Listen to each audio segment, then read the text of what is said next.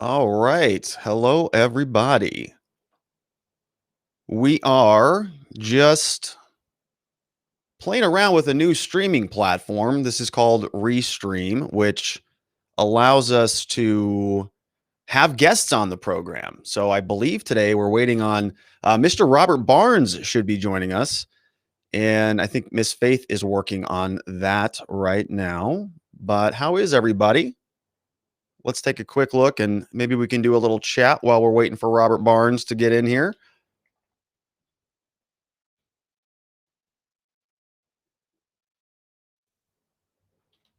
Happy Saturday. We got Sniper Jared in the house. Good to see you. Greg in Houston also in the house. Yeah. Robert and Robert. I was thinking Robert and Robert, attorneys at law. We could start our own little R&R law group. Wouldn't that be nice? We have a couple other welcome. Come on in. Come on in. Make yourselves comfortable. We got Pinky too saying hi, everybody. Sharon Solomon is asking, who is Barnes? Robert Barnes is another attorney on YouTube. He does a lot. I don't think he has a channel to my knowledge, but he does Viva and Frey. He does a live stream, I think, on Sundays with Viva, who is another attorney from Canada or Toronto, I believe. And so they have a live stream. Robert Barnes is also on Locals. You know, if you're not on Locals, they have a big group over there. They've got Viva and Frey. I think vivabarneslaw.locals.com. So you can go check them out. We've got Kira in the house, says, thank you, Robert. He does. Does he have his own channel? I think he does have his own channel, but he mostly does other shows. He's on Viva a lot. I know he's been on Hunley's channel. I know he's been on, I think, Uncivil Law at some point in time. We got Teresa Tartarone says, I love your videos. Love you back, Teresa. Hello from Texas. Hey, Connie C. Good to see you.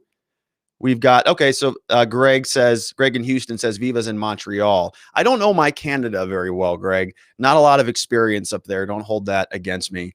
We've got Sniper Jared says Robert Barnes does not hide his bias as well as Robert Kruller. That's good.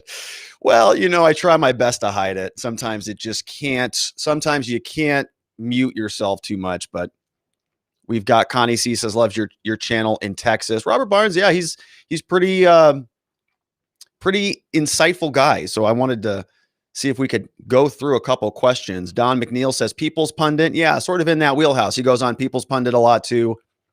So he's kind of everywhere. He does a lot of media. I wanted to talk about, you know, I'd actually be curious to see what you guys think we should be chatting about. I've got a list of different questions here that I think would be pertinent to discuss. Robert Barnes says, Greg in Houston says Robert Barnes does have his own channel. He's awesome with someone else. Yeah, so he's a good conversationalist. So that's why I think he does a lot of the shows, which is a good skill set. And we are excited to talk to him. We've got a couple other comments coming in. He's done some amazing defamation suits. Chairman of the board is saying, ask him to join the impeachment party. I'll be curious to see if he's seen anything about that. We've got the impeachment party. We've got, you know, he just released a template. Let's go poke around and see what Barnes is up to, shall we? Hop over there on Twitter.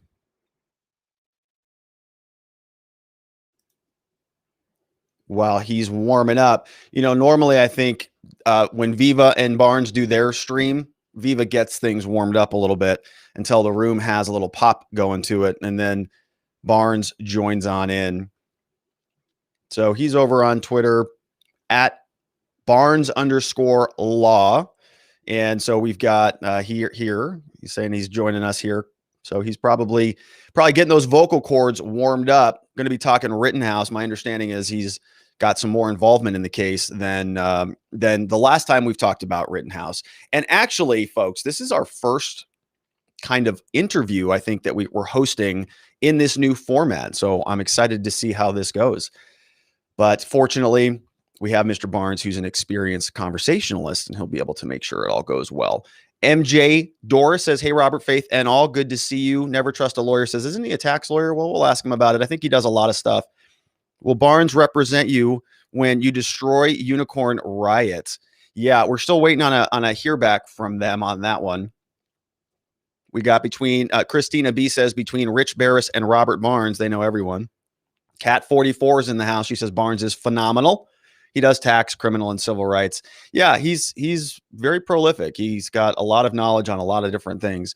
So we got Dr. Renal MD in the house. Says I started with Viva and Barnes Locals. Now watching the Watchers, I enjoy his legal perspectives. Yeah, and so they're part of a reason why we decided on Locals. I'm a big follower of Scott Adams. And there's other creators over there. I think Michael Malice is a good creator to follow. I think Zuby's over there. There's other good intellectual minds over there, sort of a nice smattering of different people. So check that out as well. What is going on with Unicorn Riot? I sent them an email and I have not heard back. And I have that on my calendar to follow up with here very shortly. So we'll take up that probably next week. I'll take a look and see where we're at with that. We got radicalization. Who knew the law could actually be entertaining? It is entertaining, especially in this era. We're not talking about on these channels. We're not talking about contract law, right? We're talking about some pretty heavy duty issues. And so there's a lot to talk about. Less to talk about than I would say during the Trump era, but there's still a lot to talk about. Viva and Barnes recommended this channel a few months ago. That's when I started watching the streams. Well, that's nice of them. I appreciate that. That's very nice. I haven't done sort of one of those roundtables or those panels where I think Viva's done it with Nate the lawyer. He's another good one. Emily Baker's another good attorney on YouTube. I've been following her a lot on Clubhouse. So she's very active on Clubhouse, Emily Baker. She does some of I think she's covering defamation suits between some celebrities and things like that. So other interesting stuff you can talk about. Yeah, I did want to ask Barnes, Greg in Houston saying you might discuss demonetization with Barnes. Yeah, a little bit of a demonetization update. I had mentioned earlier in the week that we had somebody who was taking a look at our channel who Miss Faith is sending me something here. Yeah, so we had somebody taking a look at our channel to help sort of pinpoint where we think we went askew of the community guidelines. So there's kind of two things that happen with YouTube. I'm learning you have a community guidelines that if you violate those, then you'll get a strike on your channel. If you accumulate too many strikes, then you will lose your channel. And so we didn't violate any of those. None of our videos earned us a strike, which I think is appropriate because we didn't do anything that would have justified a strike. But they then said that we were sort of out of alignment with their advertising friendly guidelines. So then we went through the advertising guidelines and basically I couldn't pinpoint it. They said it was harmful content that was controversial in nature. And I'm thinking, well, what are you talking about? We're going through through Daniel Prude, Breonna Taylor, Kyle Rittenhouse. And so I had a friend of mine from another networking group that has a major YouTube channel, very, very, very prolific guy. I won't call him out, but he said he basically sent us a list of videos that we have to go, that just have to go.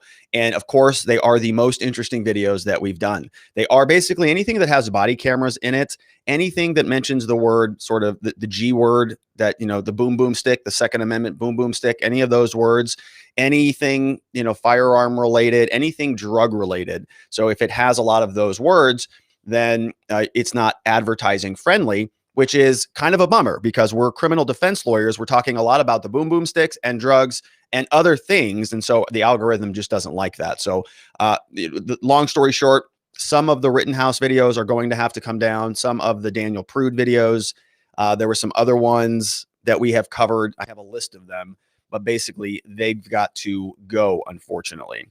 And so it looks like we got Mr. Barnes kind of just loading on in here. So let me see if I can bring him on.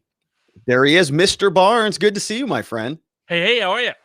Real good. Hey, I'm very thankful that you're joining us today. We've sort of been circling each other on a lot of the topics that have been going around for the last, I don't know, year, and we've never had a chance to sit down. So thanks for being here today. Oh, absolutely. Glad to do it.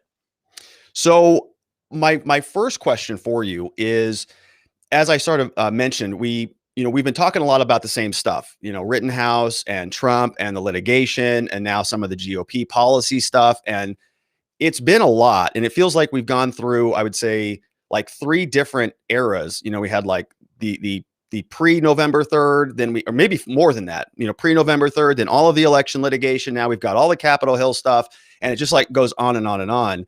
And you've been doing a lot more, you've got more experience, I would say, than I do. I'm sort of a new entry into this commentary, legal, analytical space. But how is this going for you? Sort of the change of pace. Is this normal? Are you used to kind of this stuff, or is this, I'm just curious about your insight on what this whole like last 6 months, 12 months has been. It's been a lot. It's been a crazy 2020 is one crazy year by any definition. I mean, and particularly from a legal political intersection, it's been extraordinary. And we've seen sort of a massive ideological shift. I mean, a lot of the lawyers who would have come to the defense on criminal defense and civil liberties during the Trump era have shifted gears. All of a sudden, the federal law enforcement violating basic rules was something to cheer suddenly. The due process being thrown out was all good. Denial of bail or ridiculous. Like, look what's happening to the people on the January 6th. I mean, it's extraordinary violations of bail rights, extraordinary prejudice by the entire judicial system and the entire prosecutorial and investigative weight. And it's one coming down on people, many of whom had no idea what was taking place. I mean, just grandma wanders in, doesn't understand what's taking, wasn't part of any kind of coordinated event or anything else. But, where is the NACDL? It's NACDL. Well, where is the National Lawyers Guild? Where are some of these people? Their mouths are shut when the politics are on the opposite side. And it's embarrassing for our profession that that's been the case. Yeah, I totally agree. It's sort of, it's just been all quiet all around. Basically everybody just wants to remove themselves from anything to do with Trump. And I was seeing this even on a lot on Twitter, when there were other lawyers on Twitter who were sort of high-fiving each other and sort of, spiking the football when Trump and when he was having some difficulties finding lawyers to go represent him, to work on the impeachment case. We saw that people were sort of, hinting that maybe we'll join with Donald Trump, and then suddenly cancel culture comes out and, they're sort of getting asked to leave their law firm. And so there were other attorneys who were just, doing cartwheels on Twitter. And I'm thinking, wait a minute, what about, everybody deserves a defense. Everybody deserves to be a part, to have good, competent legal representation. And if your claims are so strong, why don't we deal with that stuff in court? Let's move forward and let's have this litigation proceed on the merits. And just in general, I mean, these are core liberties that all of a sudden, all these so-called, Tribe has been an incredible embarrassment, but I'm most let down or most disappointed in the criminal defense bar. In other words, people that ran to defend people at Guantanamo, after 9/11, just to prove that they were conscientious defenders of a person's right to a defense, no matter what. And that anybody that does it in the criminal defense space knows that it's the most unpopular defendant, where they will use to set the precedent to take away everybody else's rights and liberties. So whether it's, that's why I came to the defense of Ghislaine Maxwell as it related to bail, because I was like, the standard needs to be the same. We don't need to have one. I understand people believe she's guilty. I've been a critic of that entire milieu that she's operated in and the world that was occupied by her. However, that doesn't mean we throw out the 8th Amendment because it's now inconvenient for a defendant we want to lynch first without a trial. But I expected, I can't say I expected, but I hoped that groups like the National Association of Criminal Defense Lawyers, the National Lawyers Guild, all these other groups that proclaim themselves to be the ACLU, proclaim themselves to be constitutional civil liberties and defenders, particularly in the criminal space, but also other spaces, would co-equally come to the defense of the Capitol Hill cases, where people are being accused of nonviolent misdemeanors over 50 years of old, 50 years of age, with no criminal history, being denied bail. This is absurd. It is some of the most egregious violations of the 8th Amendment in our history. In the Rittenhouse case, that corrupt rogue prosecutor got up and actually told the judge that bail was a privilege, that bail wasn't even a right anymore. It disappeared from the Wisconsin laws. It disappeared from the federal laws. It disappeared from the 8th Amendment, and bail goes back to the Magna Carta, for crying out loud. So this is how dangerous it is, because politics has weaponized our profession so that they no longer care about constitutional liberties anymore. They care about who gets hurt and who gets help. Yeah, and I definitely want to dive into Rittenhouse with you. I was also noticing the same sort of trend, and we've talked a lot about it on our channel. About, there's a former New York Police Department officer who had a lot of basically a whole career with the NYPD with no problems, and obviously he went there and he went to the Capitol Hill riots and got into an altercation, and his conduct was not something that I would ever endorse, but they went in front of a judge, and the judge said, no, you're being held without bail. And that was somebody in my mind, even it's sort of a weird thing for me to defend the police, whether it's Derek Chauvin or this officer. I think it was, I can't remember his name off the top of my head, but just to sort of see the standard here that he is going to be held in custody with no priors, no evidence that he was a flight risk, no other, indicia that would cause a judge to keep him in custody. I think, ordinarily, if this were not connected to Trump, if this were not a Capitol Hill thing, he would have gotten bail. He would have been released. And we saw other people who have been charged with crimes who were not even in the Capitol building at all that day. We covered two of them. One guy showed up the day afterwards, like on January 7th, and got into an altercation with somebody outside on the street, got arrested. They found the text messages that they didn't like. And so now he's being held, or was being held, without bail when we covered him. And I'm thinking, these are just massive double standards, and it is concerning. The normal people that you would see in our space who would be shouting from the rooftops if this were a different demographic are suddenly silent and just washing their hands of anything because it's connected to Trump, and they don't want to be seen as being involved. It reminds me of the statist left, of the old communist left, what's happened to the professional class as a class, of which lawyers are a leading example, in that it's no longer about the means being the ends. It's whatever the ends justify the means. That, the old school liberal, the old school criminal defense lawyer believed in these rights for everyone because the rights themselves was the objective, protecting and enforcing them. Now they're only seen as a tool. So bail matters if it's Antifa. Bail matters if it's rioters that Kamala Harris wants to bail out. Right. Bail matters if it's AOC in New York City. Bail matters if it's Illinois passing no longer requiring cash bail provisions. And yet, when it's Kyle Rittenhouse, a kid with no record, with a strong evidence of self-defense, as strong as any case I've ever seen that's been heavily prosecuted in my lifetime, all of a sudden bail should be as high as possible or totally denied. If it's a bunch of misdemeanor, nonviolent old people wandering into the Capitol or around the Capitol, all of a sudden they have to be denied bail. While we're releasing in California, because of overcrowding problems, rapists and murderers. I mean, this is insanity. Now, my own view is Eighth Amendment applies, period. And now, you could go back historically and argue about whether murder fits within it. But constitutionally, the Eighth Amendment was meant that a probable cause of a crime is not grounds to punish people. And the courts can call it anything they want. The politicians can call it anything they want. Imprisoning people before trial is punishment. I mean, it's only in America could we have our legal system pretend that no, we're just detaining the person. We're not punishing the person. Right. It's one of the issues that Ghislaine Maxwell will have. And I'm following the case because it's the kind of case where bad law gets made because it's a bad target. It's an unpopular defendant.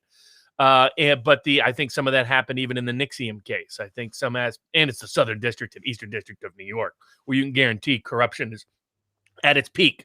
We should create some awards for the most corrupt prosecutors in the country. Sort of like I think they call them Razzies, the fake award, and we should give them out. Maybe send them invites. Maybe a few of them will accept. But the Southern District of New York would be at the top of the list for most corrupt prosecutors in the country. But but they're making, like, for example, the due process principle is that you couldn't detain, and there's actually a Second Circuit case on this. You can't detain someone past a certain time period because even the courts then recognize you now have punishment. You no longer have detention, preventative detention for purposes of securing a person's appearance. You're now punishing a person. And the loose rule used to be around a year. Now, they've never had clarity on this, but I think Maxwell is now approaching that time frame. That's why she may have increased rights to bail legally. But does anybody think any court is going to give any relief to Ghislaine Maxwell? just like No. no court's going to give relief to the Capitol Hill cases.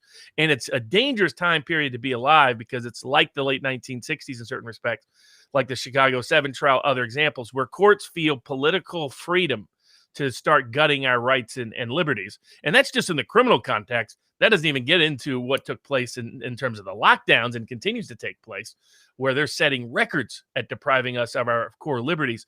And it's because of, in my view, the political weaponization of the profession of law, that too many of our fellow lawyers are abandoning their principles to weaponize their profession for politicized purposes. Yeah, I wanted to ask you about that because I noticed that in my space as well. It's sort of, it's lockstep. A lot of the attorneys just around the world are just sort of, they're cut from the same cloth, I think, in terms of their political disposition and how they think. And I think some of that is a consequence of the schooling and law school. I mean, you read so much, they just kind of beat a lot of the creativity out of you. They scare you to death by saying, any misplaced period or comma or the wrong word, you're going to get disbarred, you're going to get sued for malpractice and lose everything, right? And so you go, all right. So then people sort of self-censor, and I think they become even more politically correct, because if they are saying something that is too provocative, then they will, get in trouble for it. I mean, they'll lose their law license, they'll lose their livelihood. And so it's been an interesting experience for me. If you go back on our channel, I was making very, very vanilla, not controversial at all. Just, hey, this is the penalty for a DUI in Arizona. It's 1 day here, just kind of going down, just, it's pretty standard stuff. And then I started to, want to become more creative and become more vocal. And a lot of the reason that we go to law school is to be advocates and go out there and cause change in society by, moving forward certain policy prescriptions that we think are going to improve society. And so, it was this long sort of progression until I became comfortable enough, and I'm still working on it. I'm still not there. I mean, I still see comments and stuff. And I'm like, oh, maybe I shouldn't have said that. But what? So kind of a two-parter here. Why do you think many lawyers are like that? And sort of, I'd love to hear maybe more about your journey. About did you go through that same evolution? How did you mature into the advocate that you are today? Because you are prolific. You do take a lot of, sort of, I would say more, provocative statements, not for the sake of being provocative, but for the sake of, moving the needle, for going out there and standing for what you believe in. And I would like to see more of that from, I would say, from the right-ish, or from the libertarian-ish, or from the people who are concerned about, the fundamental rights that you and I are on YouTube ranting about on a regular basis. There's a lot there. Can you unpack any of that for me? Sure. I mean, I think the biggest problem is to class bias. So really, arguably, since the end of the 20th century, into the late 1900s, you had the rise of the professional class. And this was really a new class of people. They weren't the entrepreneurs or the people, they didn't create products, they didn't run businesses exactly or anything like that, nor were they laborers. That they were skilled providers of a particular set of professions, and they wanted more power and they wanted more money.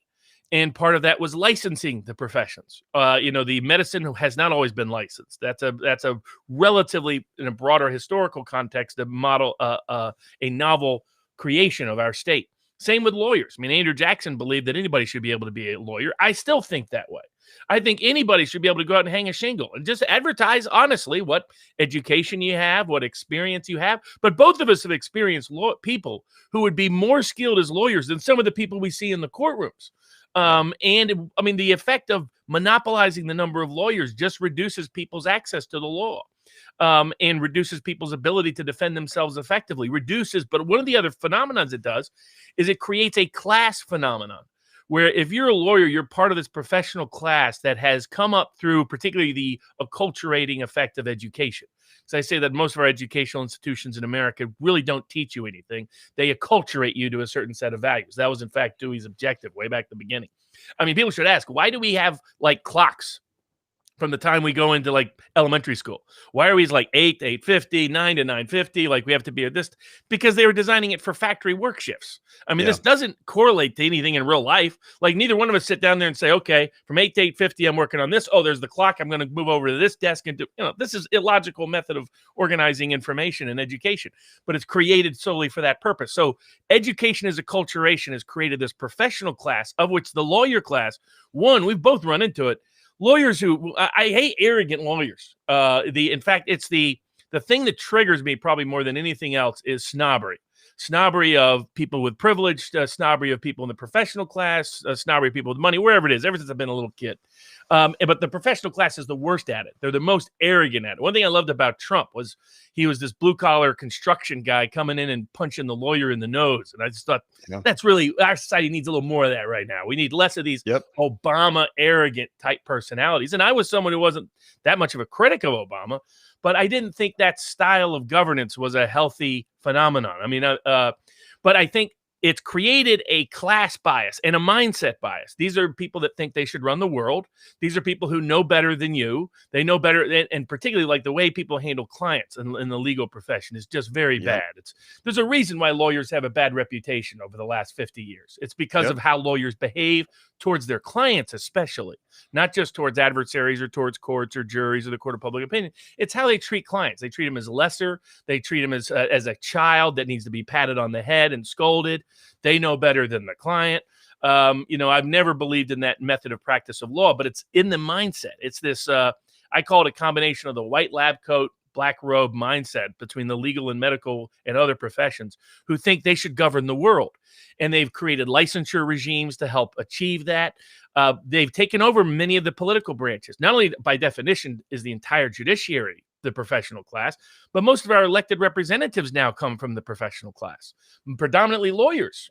And it's a mindset where they think they should govern the world as a sort of arrogance, a condescension, a certain acculturation that's different from the lived experience of ordinary everyday people, and such a disconnect, such a dissident disconnect, such dissonance that it creates some of the problem we're witnessing.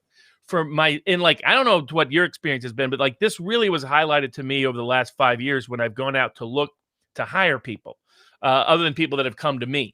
It's like, okay, maybe I should hire 2 or 3 people. And I found it incredibly difficult. And I was like, what's going on? And so I started studying what was the class backgrounds of the people who before they were lawyers. I mean, once you're a lawyer, you're part of this professional class already. There's going to be some class bias. Your lived experience is sort of, is not a lived experience universally shared. But many of the people that are coming in to be lawyers, we have the lowest level of people that have working class backgrounds becoming lawyers than ever in our history, or at least in the history of licensed lawyers since the last century. So it's something like 2% of current lawyers, of lawyers in the last 10 years, law graduate last 10 years had working class parents. And it's like, okay, that's just not a good thing. So we're getting these professional class privileged group of people that have always been, in many cases, professional class privileged group of people who think they should run the world, who think they know better than everybody else, who think they're more informed and more intelligent and more educated than everyone else. In my experience, it's just the opposite. Their lack of lived diverse experience makes them less capable to understand the world and definitely to influence it than your ordinary person. Goes back to William F. Buckley's joke that he'd rather be ruled by any random group of people out of the phone book than any group of Yale graduates. And that's only become more true. So I think, and so my experience was different because I came from a working class background. So it was a mixed background in the sense of educationally, you would say middle class, occupationally and income wise, poor to working class. And it was that lived experience by far that gave me a unique perspective on life that ended up being a market advantage in the practice of law, and being more humanitarian, more decent, more civil with clients, being willing to be more aggressive and assertive in the practice of the law, being unafraid of authoritarian sources and sources of authority. And like that's the other problem is the professional class keeps interfacing with other members of the professional class and arbitrators, mediators, judges in particular. And so they tend to be deferential where no such deference is deserved. Now I have friends and family that are federal judges and state judges. But as I used to tell people, my goal with a judge is just to find someone who's either conscientious or intelligent. I don't need both. But if I get either of the two, I'm ahead of the curve with your average judge. So that's the reality of the world. And I think that too few people have enough lived experience in the practice and profession of law that is leading to the political bias that we're seeing, that's leading to the lack of respect for our constitutional strictures that we're witnessing. and that the weaponization of the law to target their political adversaries. And my experience was different primarily entirely because of a different lived experience. 80% of which was before law, but even it's what I try to teach young lawyers. If you want to learn the practice of law, go law clerk for a real lawyer. Don't go work for a corporate law firm. Now, I clerked for a corporate law firm my second summer because I wanted to see what that was like. Plus, I wanted to make enough money to help my little sister go to college. Now, she was there for like a semester. And she was like, screw this, I don't like college. But, it worked for a semester. But I clerked for an Indian tribe. I clerked for personal injury lawyers. I clerked for criminal defense lawyers. I clerked for I started out working for a street lawyer. I went out of my way to find every practice of law, public interest law firm, boutique law firm, major personal injury firm. Almost every space in law professionally I've worked in one capacity or another. And I wanted that experience because I wanted to understand the law from all these different approaches, both from an economic business model and type of client, but also area of practice. And then I had the background of a very diverse lived experience before I ever went to law school. And the combination of the two in a certain degree of innate skill sets and abilities that was inclined towards the practice of law is what gave me a market edge and market opportunity. But you also have to have a mindset mentality that's right, like what you're talking about. There's a lot of criminal defense lawyers that think the same way you do, but you're not going to see many of them on YouTube talking about it. Right? They don't want to rattle that cage. They don't want to upset those folks. They want to get invited to the right club. They don't want people to look at them the wrong way in a certain setting. And I was never burdened by that.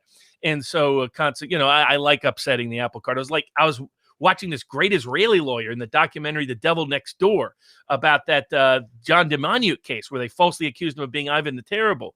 And it was because you had this contumacious Israeli lawyer willing to, he got acid thrown in his face. He had death threats. He lost sight in one of his eyes.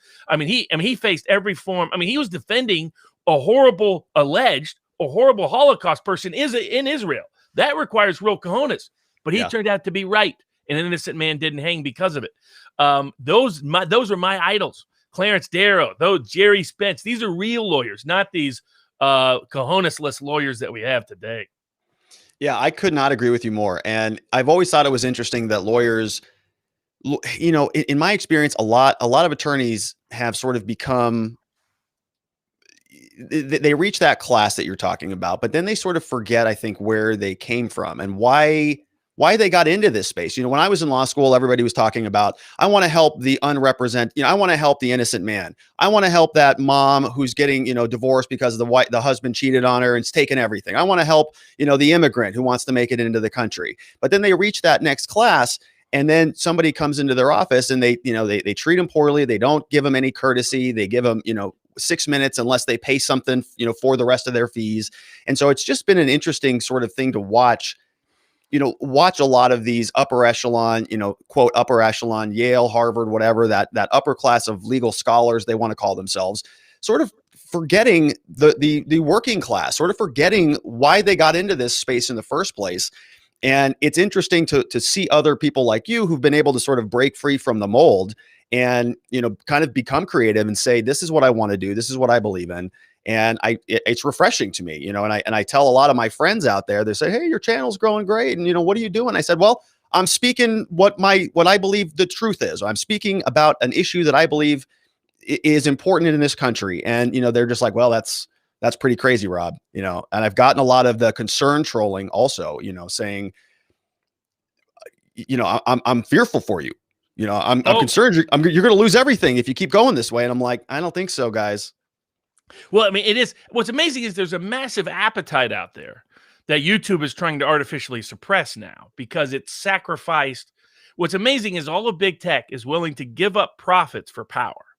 And it's a very disturbing development, of course, but it was the one thing that people thought in certain aspects of, we don't have to worry about censorship going completely off the rails because money is their motivation.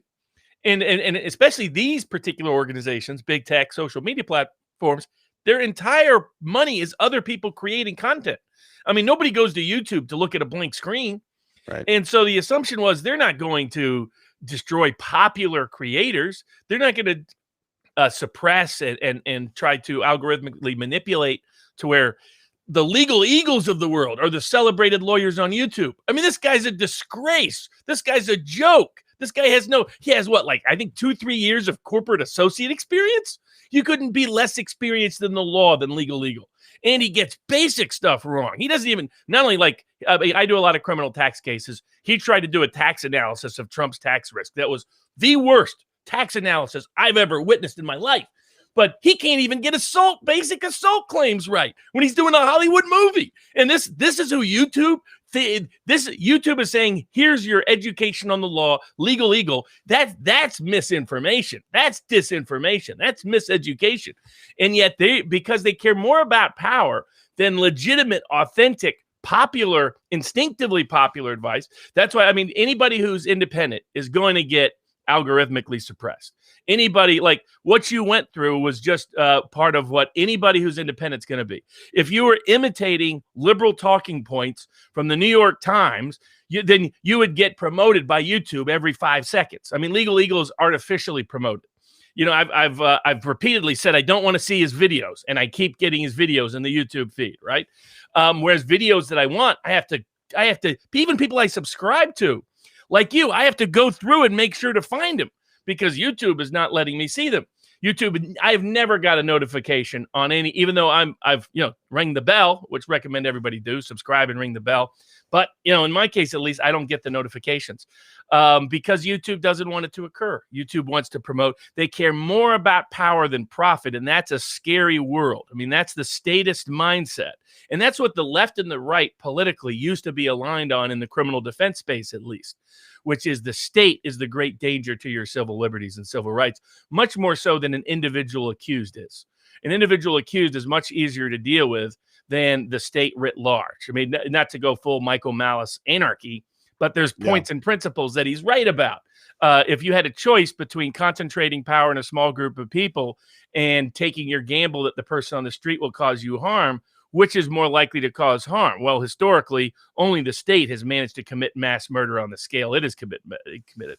So it's disturbing to see how many of our legal allies on the left, and particularly the criminal defense space, have gone silent. I mean, Rittenhouse was a classic case, a perfect case to explain to people the risk of misusing and abusing bail. And it was an opportunity to bridge alliances because the left has many good points on bail. A lot of people are imprisoned just because they're poor and they've been accused. That's wrong. That's not what our Constitution allows, but they're doing it all across the country. So the left should have joined with the right. That's what they planned on doing to Kyle. That prosecutor thought he's been railroading. Kyle's not the first guy he's tried to railroad, just probably the highest profile guy he's tried to railroad. But I guarantee you, if he was cocky enough to lie to a judge, which he's done repeatedly, to lie to the world, to use proceedings. I mean, this is the other thing. These prosecutors using court filings to inflame the court of public opinion against Kyle, and it worked to a certain degree. He had the press printing false story after false story. He had about everything that happened. There's tons of people that will believe that fake information for years because of the way the media spun it, because they covered it very aggressively when the prosecutor lied. When the judge corrected those lies, most of the media doesn't cover the corrections. But the amazing thing was I started having a little bit of influence pushing back on the Kyle story. And all of a sudden, it's ABC and CBS, local affiliates in Milwaukee, saying maybe there needs to be a gag order in the Rittenhouse case. Have you ever seen the press call for a gag order? The press, the main person that would suffer from a gag order. But it's because they care more about the narrative being structured in a certain way than they do ratings, than they do the truth. And because what's amazing in talking to people on the Rittenhouse case, particularly in the press, particularly people writing big stories in the press, they haven't even watched the videos of what took place. I mean, I had to go back and watch and realize that in the name of avoiding displaying something that could be upsetting, all the media didn't cover the sequence of events. I mean, the New York Times did, but your everyday ABC, NBC, CBS, local affiliate, social media folks didn't cover it.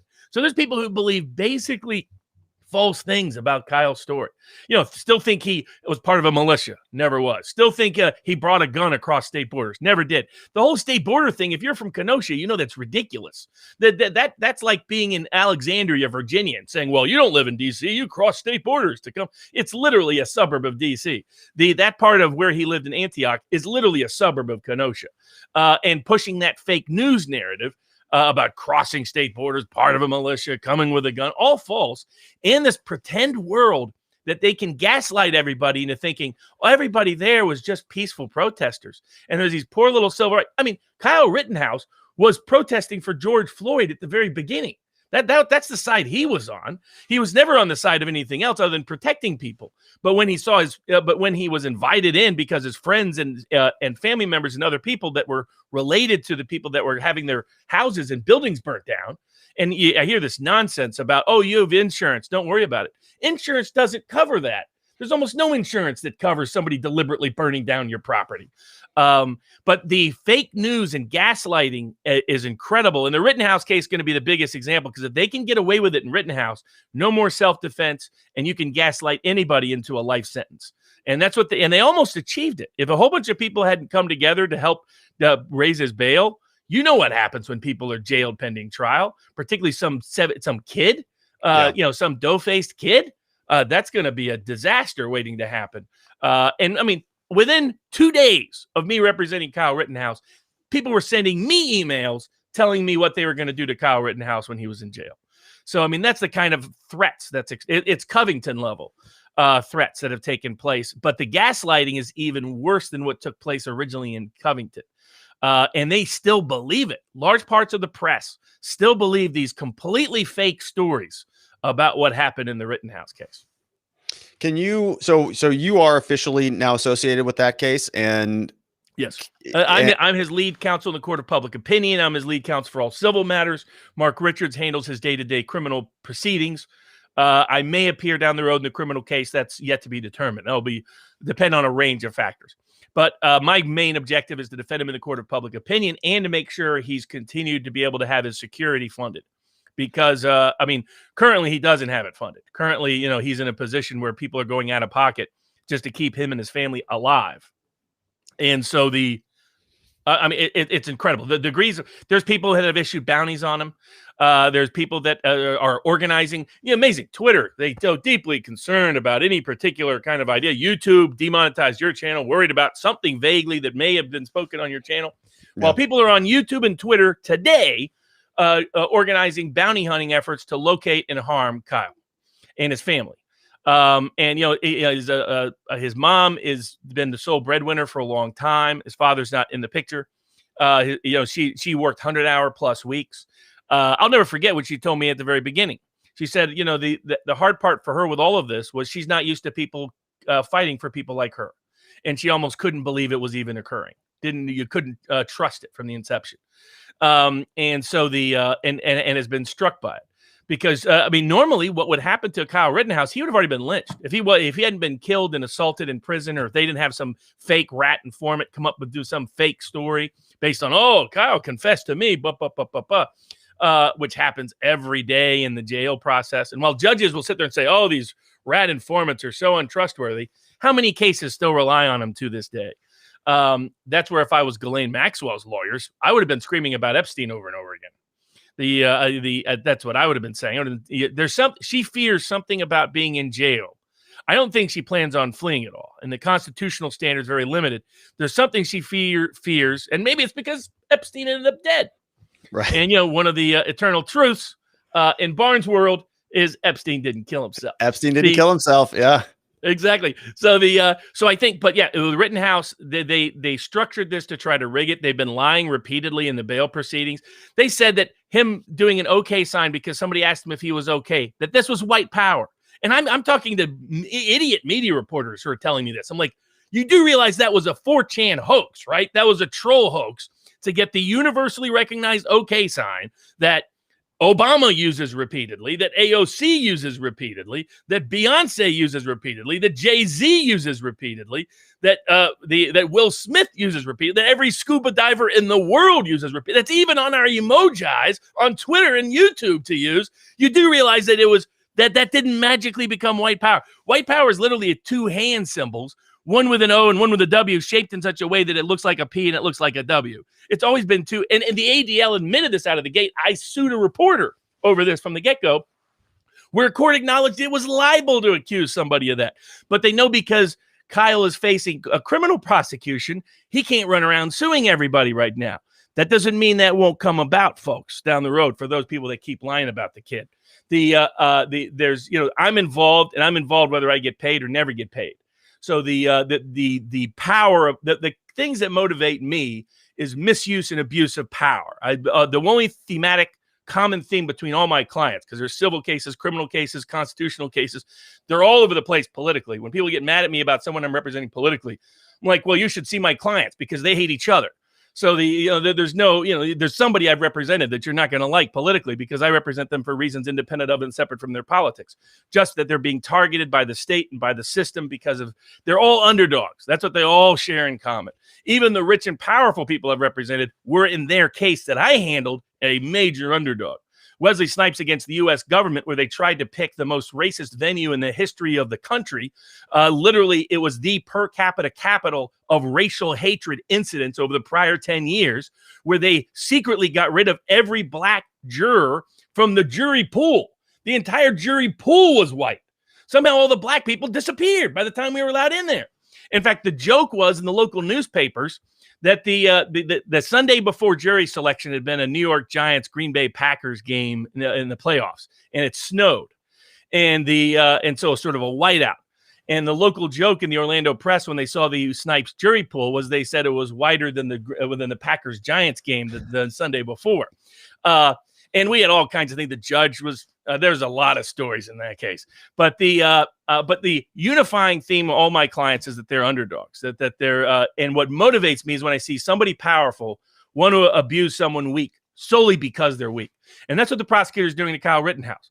He thought, this is a poor family. I've been railroading people like this for decades, or my office has been. So this is going to be, I'm going to get famous. I'm going to gaslight the world on what this kid did. I'm going to fool and trick everybody into what this kid did.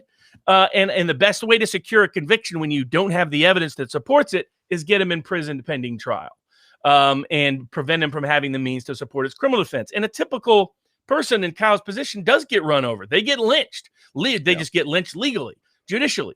And so that's the unifying theme of all of my cases. And so I'm involved for Kyle at the court of public opinion level, at the civil level, may get involved actually in the case itself.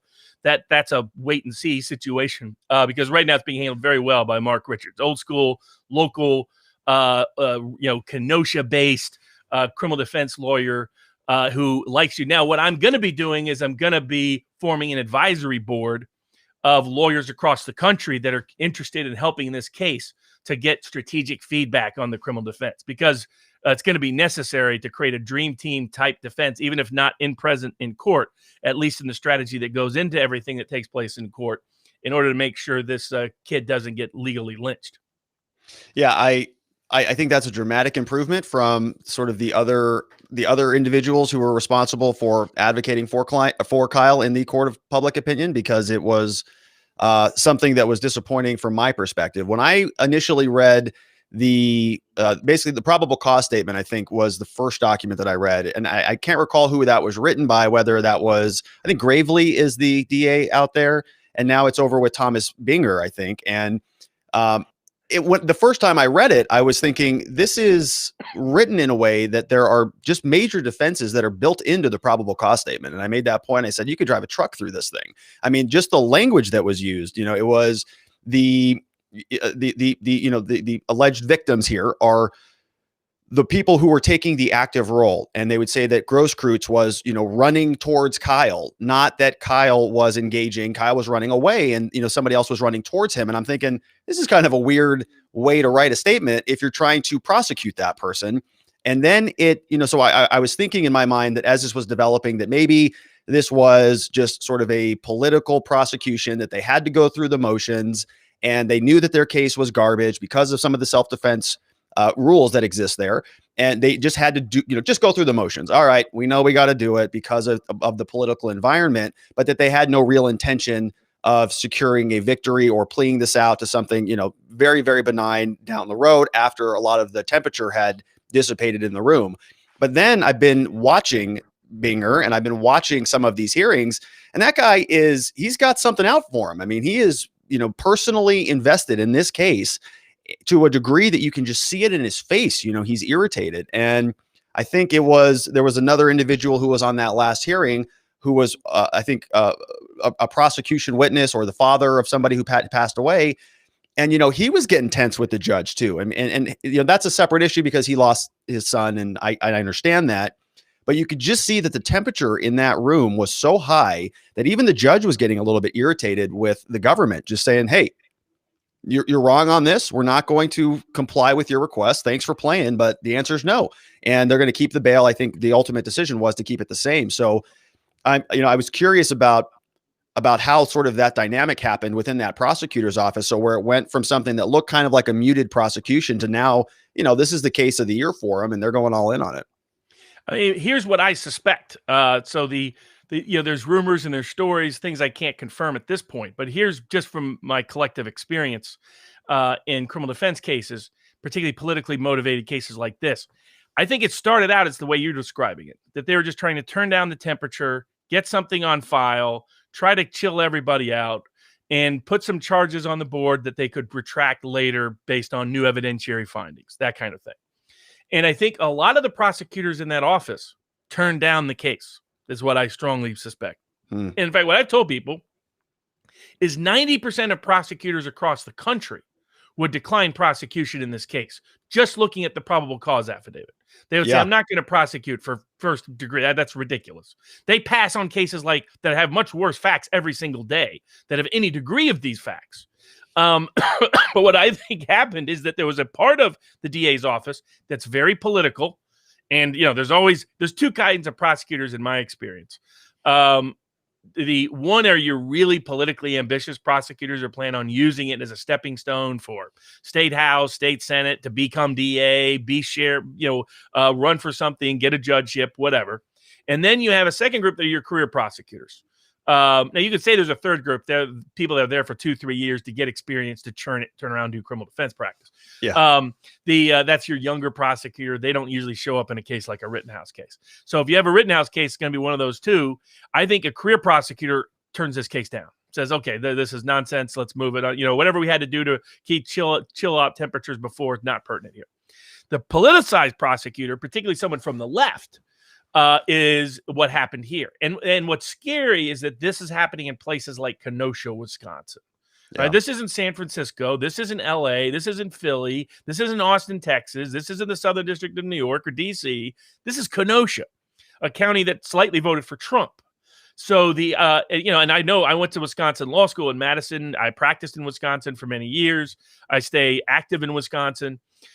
And so I was like, why is someone this political? And I saw him lying. I mean, just misusing and abusing bail. I mean, I think he's skilled politically. He knows the way you to destroy a defendant in the court of public opinion, which ultimately is going to impact judges. That's what it really impacts. It rarely impacts jurors, because if you do jury selection right, nothing that you say in the court of public opinion is going to matter, because the jury will have not heard it, because that's the kind of jury you want, is a jury that's not heard anything. The people you worry about in the court of public opinion are judges and politicians, governors, other prosecutors, potential witnesses, other people who think I should say this or not say this. And what happens is you get witnesses not willing to come forward. I mean, I remember I was representing a client who I really was not a big fan of. That's another story. But I went after, it was clear the government was fabricating testimony. They were hiding the person who helped do the tax returns had been the one to turn around and seek a whistleblower refund based on the falsity of the returns they did against their own client. I mean, and the IRS was encouraging this. They were encouraging actual accountants and lawyers to do this. And it was like, what? Solely to railroad a politically disfavored individual. And so I publicized and brought suit against the individual. Government immediately accused me of obstruction of justice and and it's definitely a case of confession through projection, because what the prosecutors accused defense lawyers of doing is what they've been doing quite frequently. I never intimidate witnesses. I want witnesses to tell the truth, Now, if you don't tell the truth, I want you exposed, but I want truth telling, because any kind of false statement is going to get exposed. I mean, one of the great myths out there is that good criminal defense lawyer is someone who tricks the jury. Hogwash. It's just the opposite. They're expecting us to try to trick them. This is the popular perception in their brain. So you have to go in and you have a much higher hurdle than the prosecutor, and nobody lies more than prosecutors when it comes to lawyers. And God bless my police friends out there, but nobody lies on the stand more than cops. So and law enforcement. That's just reality. Now, IRS agents are the worst. They're the very bottom of the gutter. They're just less competent to lie effectively. So they're fun to take apart on the stand. The Snipes case had people that look like they're out of the Twilight Zone 1950s show. That was another story. The whole Rittenhouse, I think what happened is you have a politicized prosecutor who sees the media interest in this case as a certain narrative. It's not an authentic interest in the case itself, which is what surprised me early on. I was like, they're not interested in, hey, this is a high-profile case. They're interested in a certain narrative being told, and they only care about that narrative. And they want to, just like what's happening to some on the Capitol Hill cases and other cases, they're trying to re-script and re-narrate everything that happened all summer, and everything leading up to what happened in January, so that you had peaceful, patriotic protesters being assaulted and attacked by dangerous Trump supporters. Yeah. And this prosecutor sees Rittenhouse within that context. Now, it's all nonsense. It's all factual gibberish. But that's why he wants the max. That's why he's also, so he wants life in prison for Kyle to have no chance of ever seeing the light of day. And this is his goal. This is his objective. He's seeking nothing but that by his behavior to date. Number one. Number two, and that's why there's been a radical shift in the direction of the case. He would never have written a probable cause affidavit like that. He would have created a gaslit narrative. His opening statement is going to be a completely fake story, and he's hoping he can get away with it. And he knows in order to get away with it, he needs the media to help gaslight everybody for him. And that's why, he's using bail as a guise to defame Kyle, because he knows he can't be criticized for doing so as long as he's filing something in court. And we both know, even though that judge was irritable, almost no judge punishes a prosecutor for lying to them. Judges, if we get caught lying to them, we're in the hoosegow by midnight. Prosecutor gets lying to them, they get a promotion next week. That's just the practical reality. That's why we have perverse incentives in our criminal justice system. They reward the wrong people, punish the right people, or punish people that should not be punished. And so the prosecutor, first he claimed that, the OK symbol was a white power, totally false.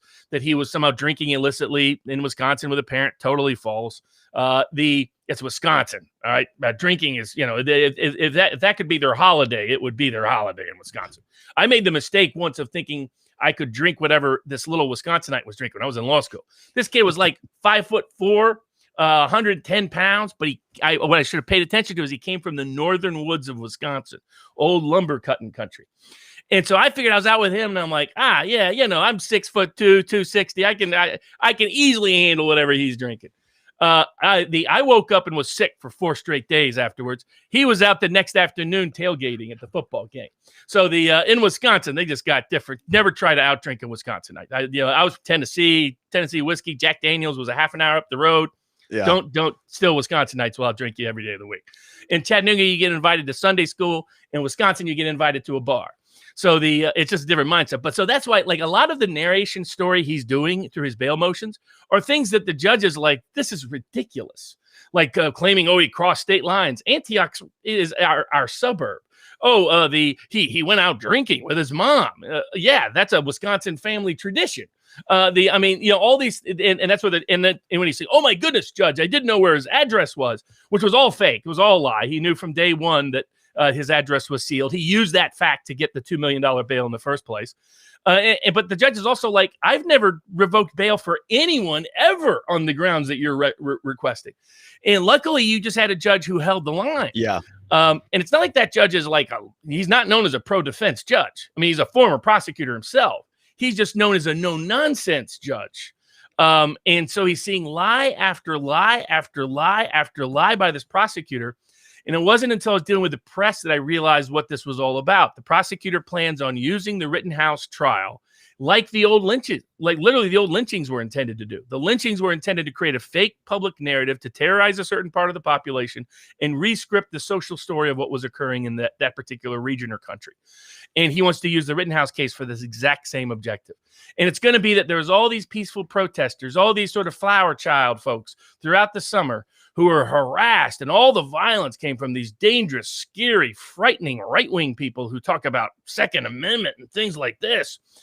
And associate negativity. And if you can do it to a doughboy kid from Northern Illinois, who anyone who watches the tape recognizes it was the purest act of self-defense you could engage in. And a lot of other people would have reacted worse than he did. You have people taking skateboards to your head. And I think the whole story, like here's the part the media is trying to black out. A lot of the people there that night, including several of the people who ended up being shot, were trying to instigate violence all night long. Light dumpsters on fire, send those dumpsters in. And if you look at it, it's a common tactic. It's a less covered tactic than other Antifa Black Bloc style tactics. But if you watch riots around the world, I was watching one, I think recently, either in France or someplace else, where you see it's part of the technique. I mean, it was Armenia actually. But where the whole thing is you get a dumpster, you light it on fire, and then you run that flaming dumpster into a building or into a set of police cars, which they were trying to do that night. And there's going to be a lot of stories come out. But it wasn't just that Kyle was defending himself in the moment. When the whole story is found out, they'll realize he was defending himself against a coordinated plan to frankly kill him that night. And there'll be, but that's where, it requires massive resources to get all the witnesses, all the videotapes, all the detail. Like what's extraordinary to me is apparently the prosecutor has not made the efforts to get that information, or at least on the record, right? So, we'll see what's really there and what's not there in time. But we're going to have to get it independently sourced. And usually a criminal defendant doesn't have the resources. Like that John Demjanjuk guy watching that Devil Next Door story. Normally he would have been lynched and literally hung as someone he never was. But for two things. One, a aggressive criminal defense lawyer who didn't care about who hated him because of who he represented.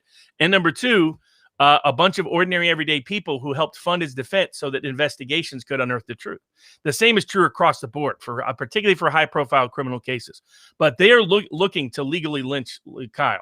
And it will take an extraordinary defense to preclude that from happening. I think one of the misunderstandings is the people that are out there that seen the video are like, there's no way this kid's guilty. Clearly, the jury will see that. We both know the juries convict innocent people all the time, as long as the prosecutors can rig the case and because of their inherent resource advantage. And there's a high risk of that occurring here unless we do everything possible to make sure it doesn't. Well, yeah, and something that we talk about, I use this sort of concept a lot on the channel, is the shiny object. You have sort of your real defense. The way that we use it, is you have a real defense, and sometimes you'll have this shiny object that you have to answer, and you sort of throw the prosecutor off with that just so that they're focused. They think that's your real defense. And then you have the real defense that you make in your closing argument, sort of, unveil the rabbit, pull the rabbit out of the hat type of thing. And, I always call it Brer Rabbit, my favorite form of legal strategy or political strategy, which is, the Brer Rabbit gets caught and he's doomed. And so he convinces the guy, well, whatever you do, you can kill me, torture me, but please just don't throw me into the briar patch. And so he's like, aha, and he thinks that's the worst thing that can happen to him. He throws him into the briar patch. It turned out Brer Rabbit grew up in the briar patch. And so there's often ways to get opposing lawyers to do what you want. What I often say is the disadvantage to the low levels of competence and high levels of moral corruption in our prosecutorial class is that they bring bad cases. They bring cases that a smart or moral, don't need both, smart or moral lawyer would not bring. The advantage is you can beat them at trial. You're going to be a lot more skilled than they are if you know what you're doing, and you can run circles around them. And the hardest case, the best prosecutor ever faced was the Snipes case because he was the U.S. attorney, but he was trained by Morgenthau in New York City. So, the guy that Law and Order is based on, the original Law and Order guy. So, and he was Irish, and he grew up working class. Now, he might have had some political controversies connected to that, but that's another story for another day. He had an interesting bar, let's say, had some interesting photos on the wall, dear Bobby. And he was great, and he gave me a high compliment. I remember after I finished the closing argument, Snipes was actually my first time I gave the closing argument. I'd helped write it for other people, helped strategize it, but Snipes demanded that I do it, which was cool by me. That is cool. But the Bobby O'Neill, to his credit, like he was a very smart, skilled prosecutor. He came over, he goes, so how many of these have you given? Now he probably knew because they'd done a whole bio on me. And I said, well, that's my first one. He said, well, that's a hell of a job. So he was like, that's a smart prosecutor strategically. He knew, in fact, after I'd finished close that he was up against it. And then he made some unfortunate mistakes in close. He compared the sweetheart of a witness to street whores in Brooklyn, which was a mistake. It was his mind was he's thinking, you get witness. He was used to probably using this line for 30 years. What happened is they had put up a witness. It was this young, sweet girl who, unbeknownst to most people in the room, her father was under criminal prosecution. So I knew that she wanted to exonerate her dad. So the prosecutor got up there and got her to tell part of her story that they thought would be favorable against Snipes. But I knew all I had to do was probe a little bit. And she was very defensive of her father, that if I could get her thinking I defend my father by defending Wes, that she would say a lot of favorable things. And she was fantastic. She was supposed to be one of their best witnesses, totally blew up on their face. It's a beautiful thing to watch. So at the end, and I, of course, used part of her testimony in my closing argument. So Bobby knows it's a problem. So he gets up and he's like, well, how has he been handling problematic witnesses, particularly informants? He said, hey, look, you get informants where you find them. When somebody sees something at 3 a.m. in the morning, it's probably not the best person that was there to see it in the first place. He's probably been using that line for 30 years, but he was using it on a 19-year-old little church girl. So he basically compares her to a street hooker in Brooklyn. And Bobby realized as soon as he said, he was like, oh, daggum. You can see the juror reaction and he couldn't pull it back in. So it was fun to watch. But but yes, the key is having the best strategic team around Rittenhouse to help defend him, whether in court or part of the planning preparation for going into court. In order to make that happen and to have the resources that he stays secure and gathers all the investigative resources, because there's so many videos and so many witnesses. This is a massive project. And if the government does it, then you can piggyback off of their resources because they're supposed to turn it over. One trick of a prosecutor is to the only reason they don't go out and gather every single witness statement and every single videotape is because they know it will hurt them more than it will help them. Yeah. So assuming they're telling the truth about that, because to my knowledge that there's been very little turned over, they deliberately chose not to get it because they know it would help them. So that means we have to go get it, and that's a lot of resources. Yeah, we spent some time on this channel. I mean, it was kind of one of our first little waves of interest on this channel was all Rittenhouse stuff. I mean, and when I went through, I can't tell you how many different, cameras and angles and sort of pieced it together and did a frame by frame. And we were listening to the audio, there was a gunshot, but we didn't see it in the frame. We didn't see the flash of the muzzle. And so we were sort of piecing it all together. And, that was for me, that was months ago. And, I'm just a guy, I'm a lawyer that knows a little bit of Adobe Premiere and, I can sort of smash video files together and see what comes out the other end. But but even from my little contribution there, which is, minor, I was getting emails from people with other angles and other arrows and, all of these graphics. And so I love the idea that you're talking about sort of, maybe crowdsourcing some of this stuff.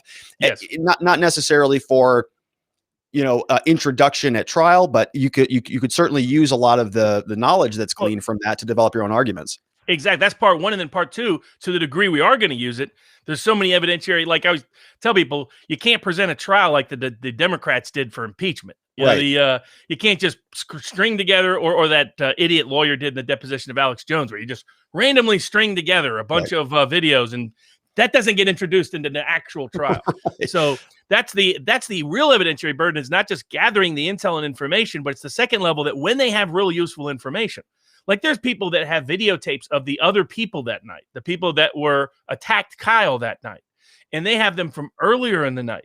And some of them apparently have them saying certain things. I mean, a whole bunch that tells a whole different story than one prosecutor wants. Probably why the prosecutor doesn't want that evidence in his possession and custody, so he doesn't have to turn it over to the defense. And with that information, we need to get authenticated. So that means we need to know, how did you get it? Where did you get it? What did you get it? Who's going to testify for it? How do we substantiate it? Then we have to vet that person to make sure they're not a trap, vet that person to make sure that they don't have some undisclosed problem that could become a collateral issue. And that's just per person. And we have probably hundreds hundreds, because thousands were there that night. And you have other people who are just witnesses. And so, I mean, like in a case like this, the biggest risk you have is that somebody comes up with a totally bogus story. So the best way to prepare for that is to have somebody else that was, say, at the same place, same time, and says, oh, Kyle didn't say that. That didn't happen that way, so on and so forth. In fact, here's what did happen. Here's what was said. And it's particularly difficult because 90% of the people there that night are on one side politically. So they're not going to be on the Kyle Rittenhouse side. But what's been impressive is there have been a good number of people who were there authentically that night and weren't there to cause trouble, didn't want to see riots. They just wanted police reform because of the way in which Blake was shot caused concern. Now, I understand the argument for the police. Still, shooting somebody 7 times in the back is problematic in my view. Yes. The police should never have let it get to that point. And so and I understand the cops' defense, but some of this, what's happened is BLM always loves the worst cases. And I finally figured out, because I had a bunch of great civil rights cases. I had a case where they took my client and treated him literally like, had him on videotape, treating him like a garbage bag. And he died in custody on the ground while they just looked at him with disgust.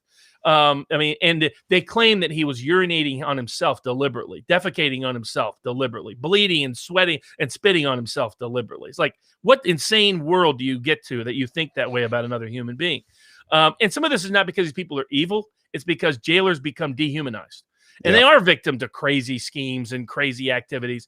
But what happens is they stop seeing people as humans, and that's their number one objective, their number one goal, because that's who's in their care and custody.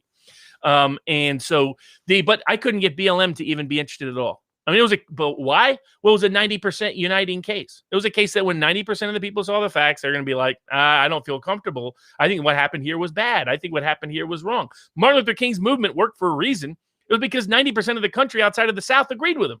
There was no doubt or question of to see sheriffs put dogs on kids. No way. Right. So BLM is the opposite. They realize they don't want a uniting case because their goal is division.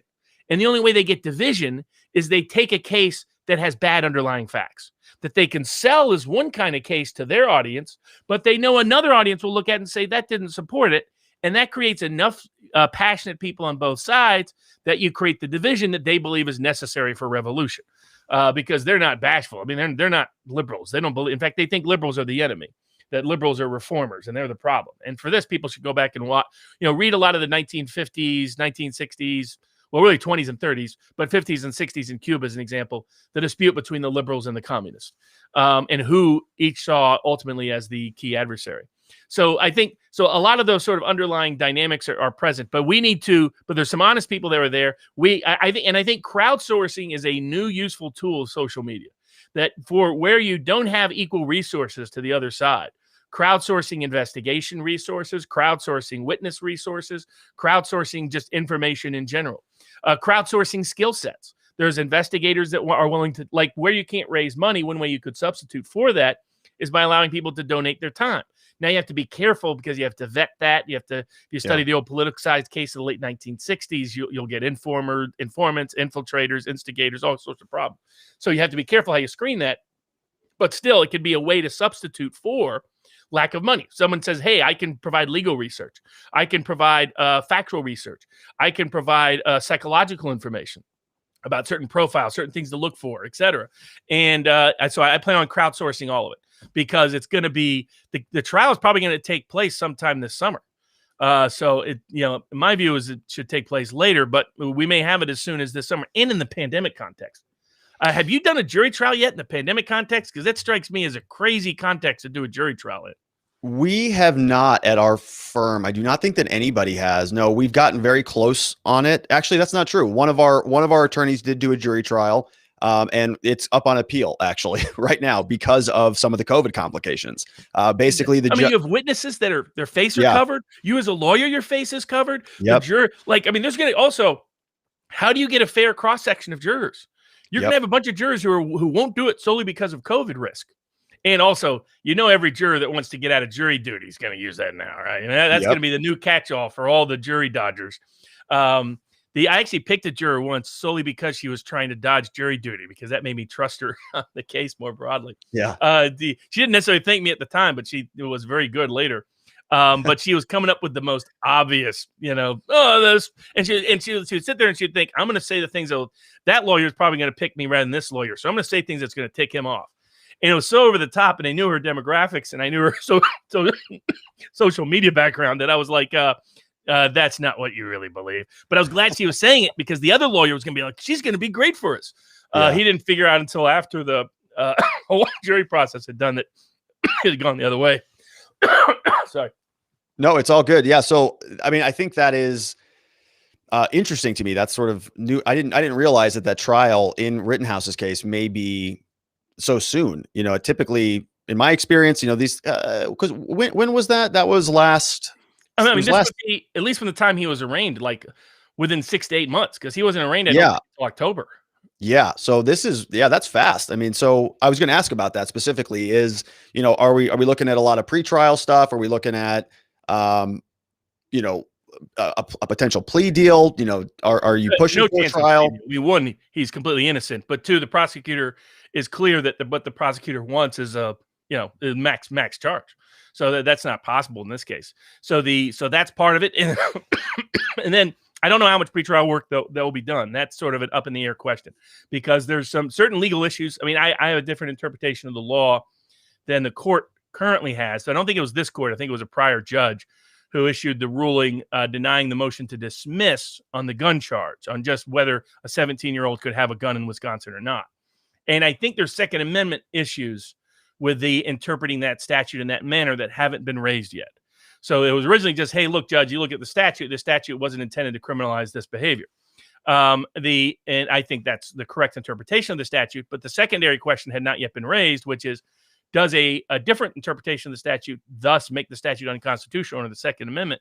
I think it does. And so if you go back, 17-year-olds would join the army, things of this nature. So it doesn't make sense that you could restrict a 17-year-old's right of self-defense. And I've had a question about that in general. To me, the Second Amendment really is not about the right to bear arms. It's about the right to self-defense, of which the most effective means is the right to bear arms. But it's not by any stretch the only means. I have a Supreme Court petition out of Oregon on that precise question. Does the Second Amendment limit the substantive rules that a state can impose on its self-defense in criminal or civil law? Because in my view, it does. In my view, they can't burden shift. Now, we have some lawyers that have done on YouTube lawyers who are becoming increasingly like the legal types, the Holiday Inn lawyers.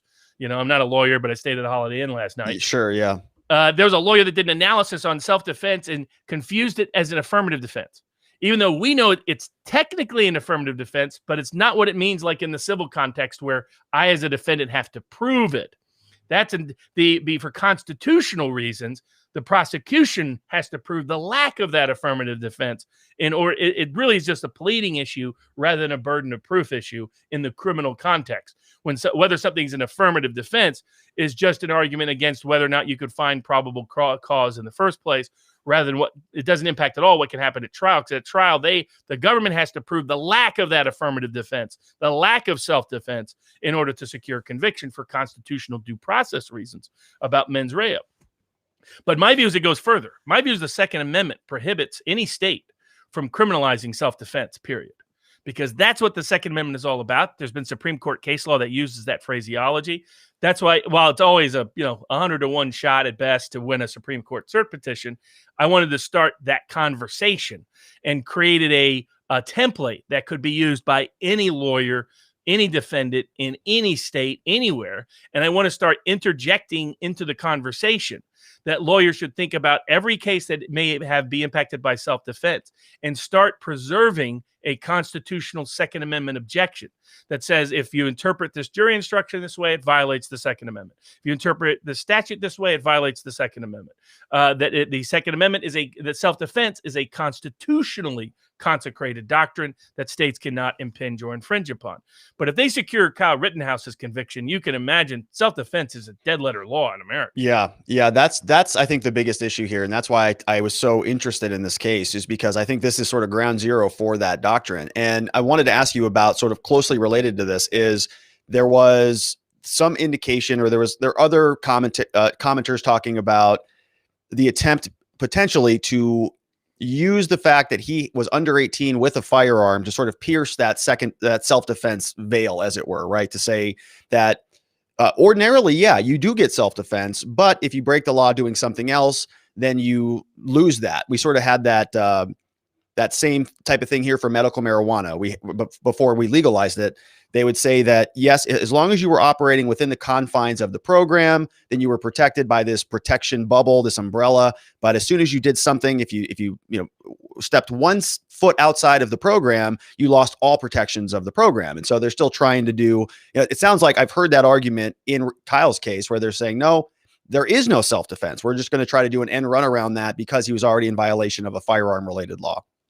Yeah, they're going to use, there's different versions of it. There's a provocation, and basically it's a broad expansion of the provocation exception. We know what provocation exception means. The provocation exception is Leonard Skinner, give me 3 steps. Did you give me 3 steps or not 3 steps?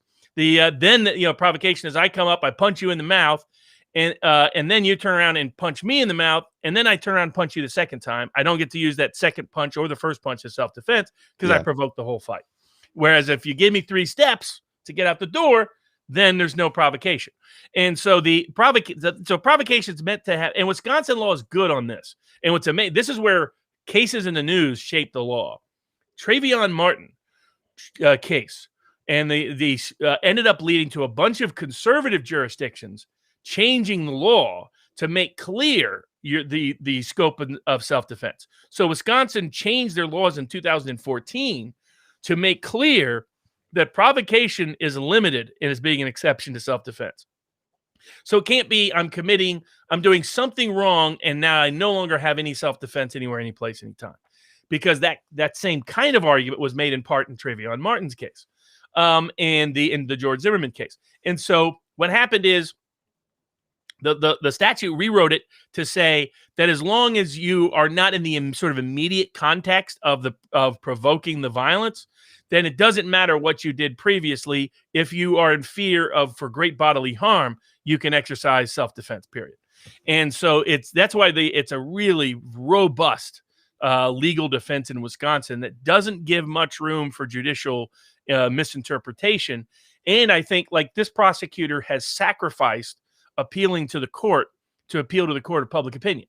And so he's constantly antagonized the court, and the court recognizes what he's doing, that he's gaslighting that's why the court went on, a bunch of left media sources attacked the judge because he talked about the fact that the courthouse still had broken windows outside, still had broken doors. The reason why he was doing that is because the prosecutor had been trying to gaslight really the court of public opinion and gaslight about Rittenhouse, using his filings in court to do so. But in the process, the court felt that he was attempting to gaslight the court. And that's why he's like, let's not go into this pretend world. He didn't say all of this part. What he just said is, let's remember what happened. What happened that time period was a lot of conflict, including violence that happened at this courthouse. That was his implicit way of saying, quit gaslighting this narrative of a bunch of nice, peaceful little kids who suddenly were shot by this terrible person from outside the community and did this horrendous evil. Because he made those statements not long after, highlighting the fact he wanted to turn down the temperature, but also highlighting that he didn't like anybody being referred to as victims. Because legally, there are no clear victims here. The victim may just be Kyle Rittenhouse in this context. You're not a victim if you violently assault and try to kill someone and get killed in the process. It's unfortunate that you died, but you're not a victim, not legally, and in my view, not morally. You're a victim if you were innocent in your course of conduct and suffered harm. And all the evidence is that's Kyle Rittenhouse in this context. Indeed, I think the scope of evidence, as you mentioned, it says something when the prosecutor has people there related to the victim that are flipping off the judge. Right. It gives a sense of the mindset and mentality of some of these folks. And the process, and you look at some of the criminal history of some of the people involved, which is indicative of a certain mindset and course of behavior, and particularly who they were harming. All right. These weren't robbers. These weren't, it wasn't those kind of crimes. It was some of the most horrendous crimes you can commit, which for some reason in Kenosha, the prosecutor loves to come to the defense of those people. He loves to treat as victims. And another high profile case you've talked about, apparently if you're a rapist or a child pedophile or You beat your wife, the prosecutor Kenosha's right there for you pretty fast. Yeah. Raises major questions about the political priorities of the Kenosha prosecution. So but this case is going to have to be fought out at multiple levels, because you have a little guy who normally they would lynch in traditional environments, historical environments. Yeah, and I'll pull a Jen Psaki over here and circle back to the shiny object thing that I was talking about, which is, I love how you said that basically the prosecutor is sort of agitating the court, sort of gaslighting, as you said, because in my opinion, it's a weak case. And so they need to sort of just, throw stones around to break some windows and give the public narrative something to feast on. And it's just, more red meat. It's To Kill a Mockingbird Kenosha style. Yeah. Yeah. And I'm just curious, I'm just curious where this ultimately goes. I mean, hopefully we get public vindication. And then after this case is over, I'll have some political remedy. I'll put it that way. I'll save it for now, but say that I've dealt with some corrupt prosecutors and corrupt agents, and I do not forget. They're accustomed to getting away with it, and I make sure they don't, or do everything I can to make sure they don't. There's a lot of big, powerful IRS agents that now have really bad job assignments or quit, thanks to the work I did. So there was a famous prosecutor who went nuts on court. He forgot that I always tell my clients, assume all the mics are recording you. What people want to tell you right there, and they think somehow if they whisper it in your ear, it's magically immune. And the whole time I'm in the courthouse, like they want to talk in the elevator. I'm like, no. Just assume, in general, word of the wise people, other than always in cash and never in writing, 2 good lessons from Earl Long that a lot of people can't seem to remember these days. God bless them. Is if you're going to have a conversation that you might want to keep confidential, don't make it where there's recording devices nearby inside of a courthouse in a government building, number one. And number 2, it's always good to be around ambient noise, outdoors, rain, wind, random conversation. Hard to wiretap those things, hard to bug those conversations, and be careful which phones you're on and so on and so on. It's amazing the mistake. That's why, like, people say criminals have low IQ, and I explain people, no, caught criminals have low IQ. You don't know about the smart ones. So because they ain't in a who's gal. But it's amazing. But here you have this kid, totally innocent kid who has no knowledge of this process, wanted to grow up to be a cop or a nurse, right? The guy wanted to be a nurse. I mean, that's what Kyle Rittenhouse is. He's the kid who was at the original George Floyd protest, horrified by what took place. The kid who was there most of the night trying to put out fires, trying to help medically treat the protesters, but was volunteering his services to anybody who needed it. Simply had a gun to protect himself and to protect businesses from getting burned down and their lives destroyed. It's amazing that how much the politics have shifted, that a prosecutor in Kenosha, a mid-tier prosecutor, but thinks he can make his political bones by legally lynching Kyle Rittenhouse. And that's what his goal and objective is. And we both know the means that they will use. If he'll lie to a judge repeatedly, just during bail motions, about basic, easily provable lies, imagine what lies he's willing to tell a jury. Well, and I think I think you can understand his tact in this case just by what we're seeing in the public eye. When I first started looking into Rittenhouse's case, I was sort of in a pattern of talking about, Floyd and Jacob Blake and all of these other sort of the summer of unrest. We saw a lot of them, and we covered a lot of them on our channel. It's Watching the Watchers, where we're, holding the police, the government, prosecutors, politicians accountable.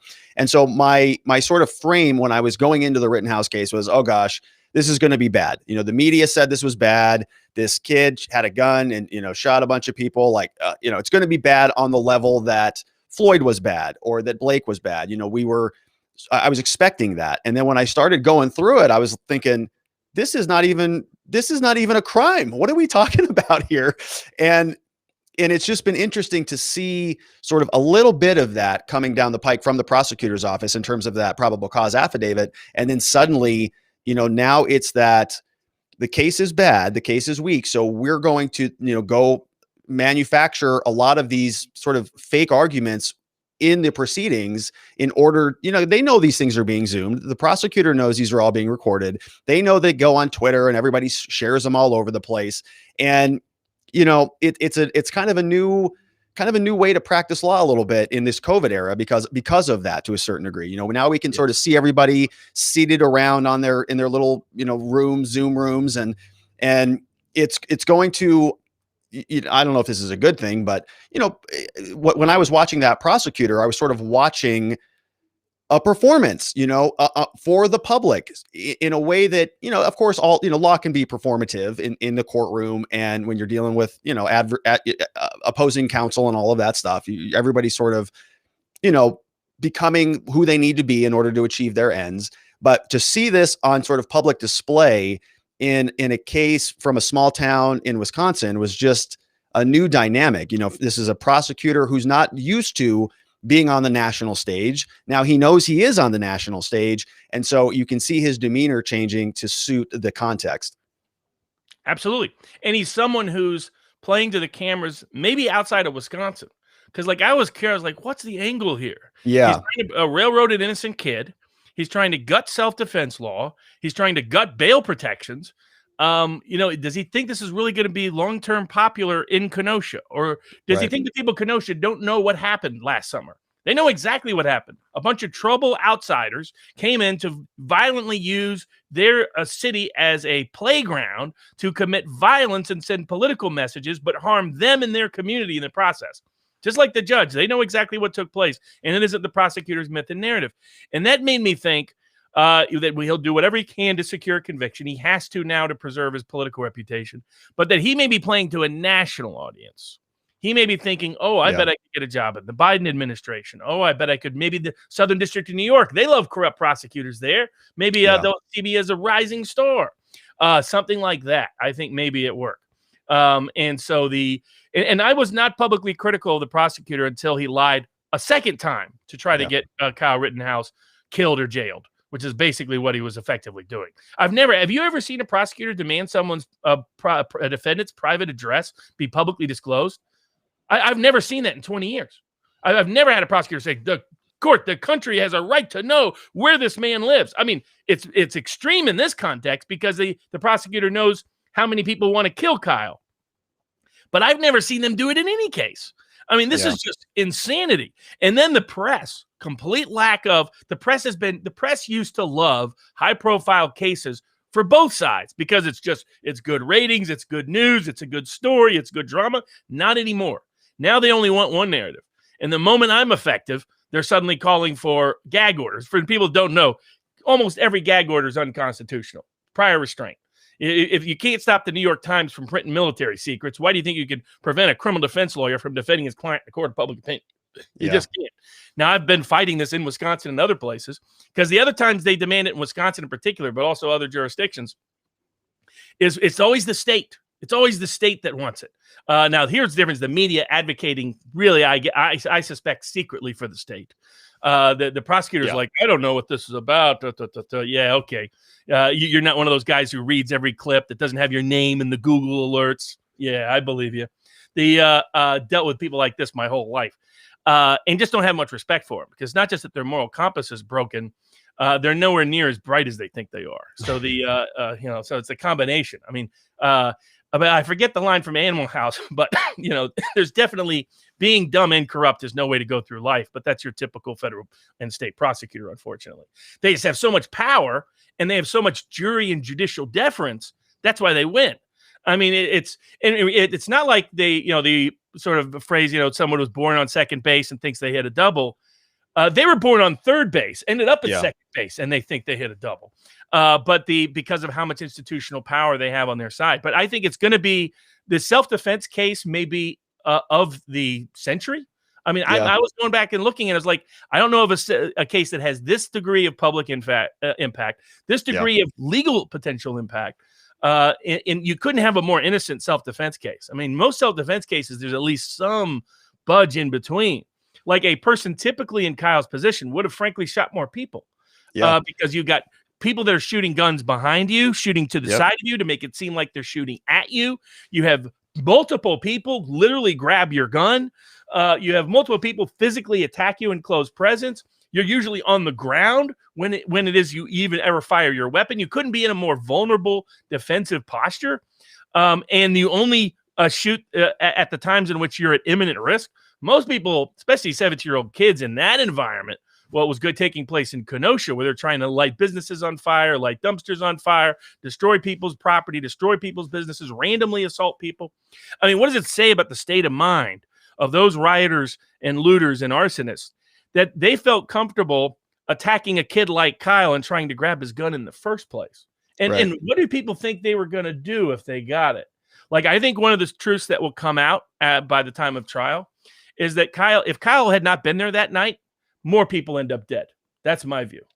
Because I think there was a group of people that were wanting to cause a lot more violence that, because of what happened, backed off of committing more violence that night. Whereas I don't think they would have otherwise. So that's why, like, people are saying, well, he shouldn't have even been there. Da, da, da.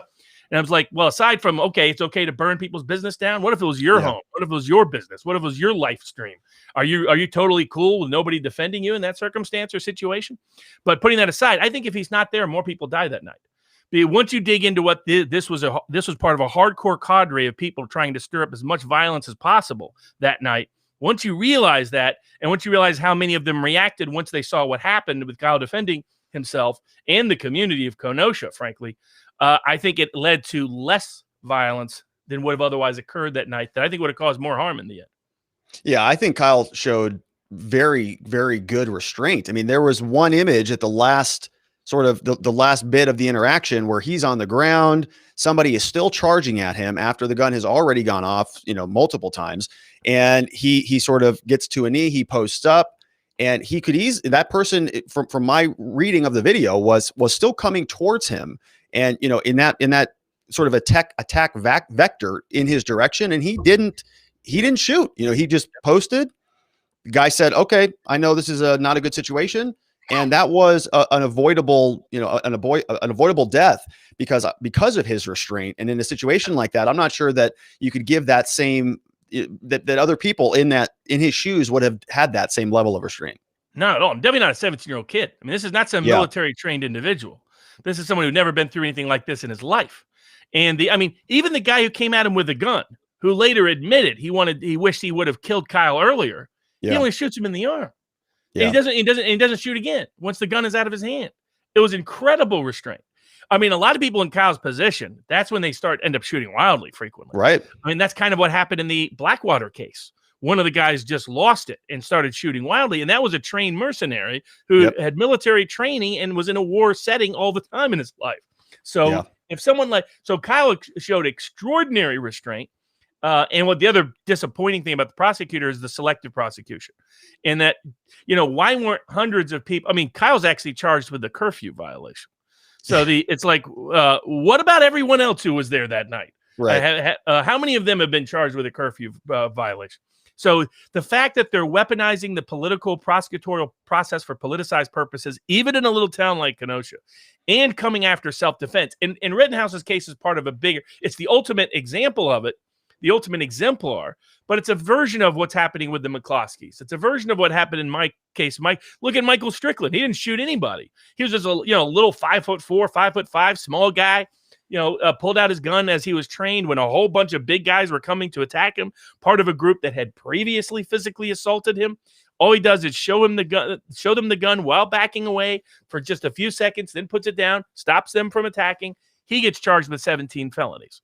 So nobody else gets it. And by the way, a lot of those guys that he tried to defend himself against that night would go on to commit violence for the next year because they're part of Antifa. But this is part of we're seeing left-wing prosecutors and politicized prosecutors weaponize their prosecutorial power to reshift political power in the country writ large.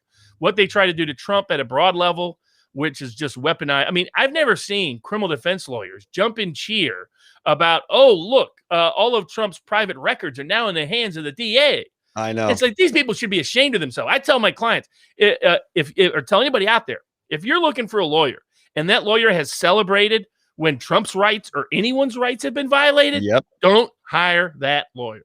Yep. Totally agree with that. And it's just funny how obvious it is to me, and well, we'll see what happens to them. I want to ask, sort of go down one final road. as it relates to Kyle, and then we'll wrap up for the day. How's he doing, I guess, is the big question. So, as you know, as I know, anybody who's been charged with a crime, it's a whirlwind for them in general. On a regular case, on a low-level misdemeanor case, typically it's not a fun experience to go through. You're being accused of something heinous. You also have some trauma from your interactions with the police. Most of those situations don't involve other people being killed, and they're not in the national spotlight, and they don't become these political spectacles. And so, this is Kyle, who's in the middle of all that, and he's 17 years old. He's been in custody, out of custody. They tried to get him back into custody again, and just around and around we go. So, just sort of, can you speak to that at all? How's he doing? How is his defense team doing? What's kind of the next thing coming up in his case? And then we'll leave it there. Well, I think for him, he was traumatized by what happened.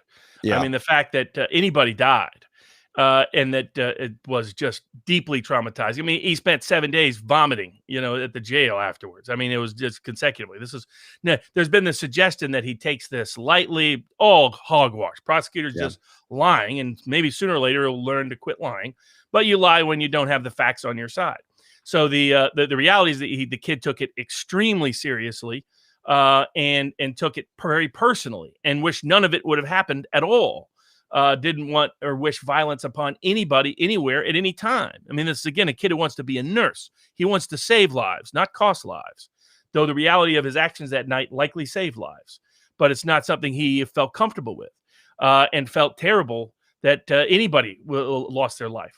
And so, and so he's dealing with that. And he's getting the necessary support to deal with that. It's just, anybody who's gone through it, any soldier that's experienced it, first-time police officer experienced it, no matter how justified it is, anybody with a good conscience feels deeply torn up by it whenever it happens, and he's no different than that. I think the hardest thing for him has been seeing his entire family's life uprooted.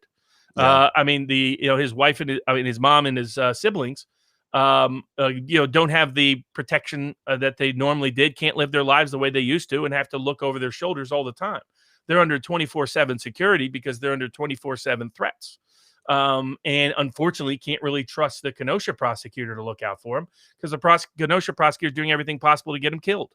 And so I think that's so that part of it is traumatic and difficult. He's trying to handle it and deal with it the best way he can.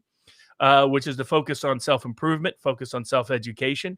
And it tells you something about the press. When, some supporters of his just put out the story that, he has a dog that he loves, that he's working out and going to school.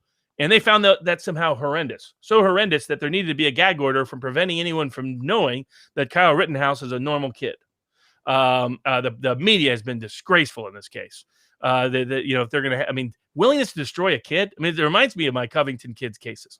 It's like, the old statement, do you have no shame? Does the media have no shame? Do they have no limits? The lack of humanitarianism these days is deeply disturbing. So it's only thanks to the donation of a bunch of supporters that keep his family alive, and that he's able to deal with this the best way he can, try to defend himself the best way he can, and try to prepare for some kind of future, which is a main thing the prosecutor's trying to strip from him. So I said, no matter what happens at the end of the case, he has no future. He can't get a job. He can't walk into a normal park. That's what the prosecutor's trying to do. And I think that, and that's why we're fighting back in the court of public opinion. But he understands all that, and and understand this as a 17, 18, now 18-year-old kid, just turned 18, and working class mom that sees her only son, the system try to crush him and destroy him, and the only thing keeping her alive and afloat is the support of a bunch of ordinary people across the country. So I think the horrendous thing is what's happening to Kyle Rittenhouse and his family. The tremendously faith-inducing thing is how many ordinary people have come to his defense. Yeah, that's great. And on that, let's, where can people join in on that? Let's throw some plugs out there. Yep. Channel people to the right spot. It's a Free Kyle USA, freekyleusa.com. People can make donations to support and to follow it. They can also, I have it pinned on my locals board. You could, so if you go to the locals board, you scroll down, that's vivabarneslaw.locals.com. You can join, but you don't have to pay anything to be a member to see that. You can see the link. It has a link to where you can donate by Bitcoin, a link to where you can donate otherwise. I'll include a comment to this YouTube on YouTube that will also give those links. Sometimes YouTube takes it down, so I may put the Viva Barnes Law. There's been a massive effort to not allow him to defend himself, to not allow people to fund his defense. There's many threats that were made at me, but they should get in line. They got to get behind some rogue DA agents, some rogue IRS agents, some rogue U.S. Marshals, some not so happy federal judges, some corrupt state court judges. There's a long line of people that'd like to see old Barnes take a walk off the plank, but not going anywhere anytime soon. But there's been massive efforts to preclude him from being able to fundraise just to keep alive. This is just for security and food costs, folks. This is just to stay alive.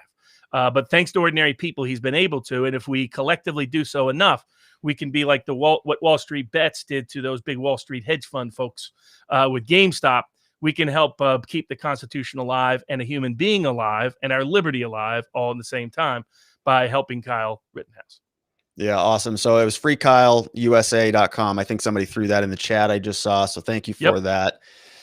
All right. Well, we've got a busy summer coming up. Sounds like we might have some Rittenhouse stuff. I know we got the Chauvin thing coming up on March 8th. That trial's moving forward. So, it's a year later. We're going to see a lot of the aftermath from that entire summer of unrest. And so we'll have a lot more to talk about. Thank you so much for coming on, Robert. It was really, really nice. I learned a lot. I mean, I thought I was pretty up to speed on some of the Kyle stuff, but you educated me a lot about what's going on. I very much appreciate it. Fantastic. Always happy to. All right. Thanks, Robert. All right, my friends. Well, that was Mr. Barnes. Let me wrap it up here. I think that was a successful first little Restream interview there. So everybody, thank you for being here. Robert Barnes, as he mentioned, he's over on Locals too. We're over there as well. So I've talked about this before, that if you are on Locals, follow the people that you want to follow over there. And there's a lot of good resources. Robert Barnes is one of them. Viva Frei, they have a good live stream that they do every Sunday night, I believe it is. So if you want to hear more from Barnes, they'll be live tomorrow. We will not be, though. We'll be back here on Monday. We have a live stream. If you're not familiar with our channel, we do a show every weekday. It's a live that is called Watching the Watchers, where we are monitoring police misconduct, prosecutorial misconduct, judicial misconduct, and of course, the political misconduct. We talk a lot about these types of incidents where people are being wrongfully accused of crimes or where the government is being overbearing. And so we would love it if you subscribe to our channel, joined us on that live stream. And then, of course, don't forget to join in on and support Robert Barnes. Very prolific guy. Obviously, as you saw, he's got a mastery of a lot of the different facets of the law. And so go check them out. He's on Twitter at Barnes_law. And he's also over on Locals at vivabarneslaw.locals.com. And so thanks for joining us on this. I thought it was fun. Maybe we'll do more of these. I'd be very curious if you thought that this format was good. Traditionally, we just do the stream where it's just me kind of going through some news and then we take questions from you. But if we like this interview, if we want to do more of these, I'd love to have a lot of other lawyers on the show. We could have Barnes back. We could have Viva Frei. We could get Uncivil Law. We could get Nate the lawyer. We could get Emily Baker. There's a lot of other people out there. So if that sounds like it's something that you might want to partake in, let me know. I'd love to hear about that. Otherwise, everybody, thanks for tuning in today. We're going to wrap it up right here. We'll be back on Monday. The time that we go live, it's 5 p.m. in Arizona, 4 p.m. on the West Coast, 6 p.m. Central Time in Texas, and then 7 p.m. on the East Coast for those of you out there. And for that one Florida man, everybody, have a wonderful rest of your Saturday and a lovely Sunday. I'll see you back next week.